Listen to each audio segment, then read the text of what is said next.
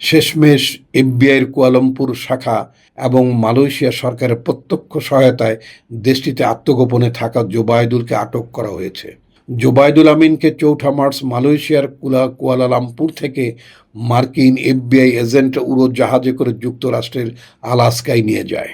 জোবায়দুল আমিনের অপরাধ কেবল আলাস্কায় সীমাবদ্ধ ছিল না, যুক্তরাষ্ট্রের অন্যান্য অঙ্গরাজ্য এবং বিদেশেও তার নেটওয়ার্ক বিস্তৃত ছিল, এমনটাই জানিয়েছে এফবিআই।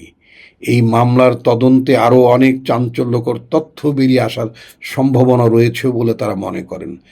জোবায়দুলের এই আন্তর্জাতিক চক্রের সঙ্গে আর কারা কারা জড়িত এবং তারা কিভাবে এই কার্যক্রম পরিচালনা করত সে সম্পর্কে বিস্তারিত তথ্য এফবিআই পরে প্রকাশ করবে বলে জানিয়েছে। জোবায়দুল আমিন এর আগে মালয়েশিয়ার একটি মেডিকেল স্কুলে পড়াশোনা করছিলেন। ২০২২ সালে মালয়েশিয়াতেও তার বিরুদ্ধে শিশু পর্নোগ্রাফি সংক্রান্ত একাধিক অভিযোগ রয়েছে।